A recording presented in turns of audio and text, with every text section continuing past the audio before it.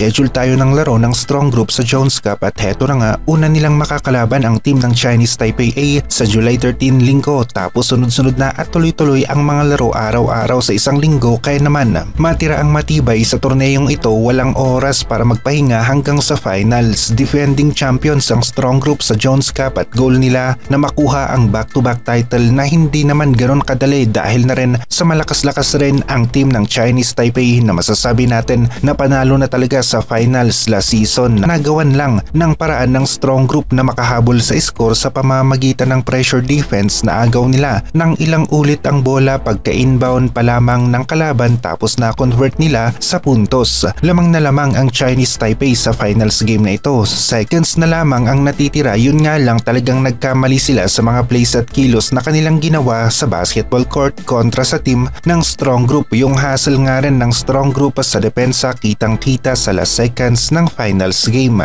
Inaasahan natin na hindi pa rin ganon kadali ang magiging title defense ng strong group sa Jones Cup. Malaki pa rin ang chance na baka sila nga ay matalo, pero ang isa sa magandang ginawa ng strong group ay karamihan sa kanilang mga players na naglaro sa Jones Cup last season ay kanilang tinawag nagbabalik para sa goal na makuha ulit ang championship title ngayong 2025. Anshko Amet, Juan Nagi, Jiuchu ang mga bigs natin na nagbabalik para sa strong group. Nandyan naman ang mga locals natin na sina Renza Bando, Kiefer Ravena at iba pa sa guard position. Talagang ginagawa naman ni Kevin Kiambao ang kanyang makakaya sa US para makakuha ng spot sa isang NBA team na maglalaro sa NBA Summer League. Hirap makakuha ng spot itong si Kevin Kiambao, tapos yung iba kung gumawa ng update secured na raw, napasigaw si coach at kung ano-ano pa, habang yung player mismo patuloy sa pag-grind at nagbabaka sakali na makakuha ng spot sa isang NBA team at mabigyan ng pagkakataon na makapaglaro sa NBA Summer League. Malakas ang mga kakumpetensya ni Kevin Kiambao sa kanyang pwesto at alam naman natin na marami sa mga international players ang matatangkad at malalakas sa shooting guard at wing position, pero sana nga ay merong isang team na makapagbigay ng oportunidad para dito kay KQ.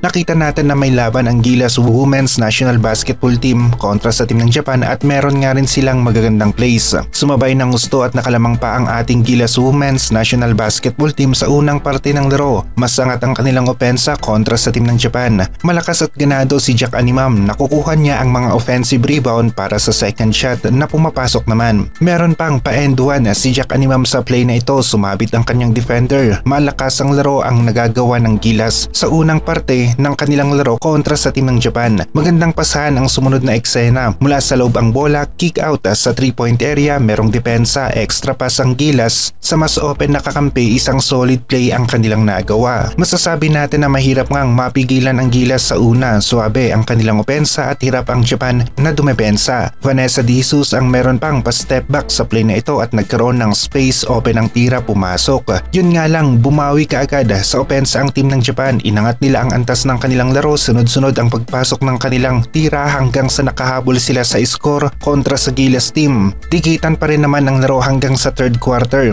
Palitan lamang ang dalawang team sa pag-score, wala pang gaanong nakakalayo sa kanila sa score, pero pagdating ng fourth quarter, dito na talaga nag-collapse ang laro ng Gilas. Pagod na sila, hindi na ganon kaganda ang depensa at opensa, habang ang Japan naman fresh na fresh ang iba nilang players mula sa bench. Mabilis at malakas ang mga plays ang kanilang ipinakita. Natambakan ng Gilas sa fourth quarter at ang final score natin 94-74.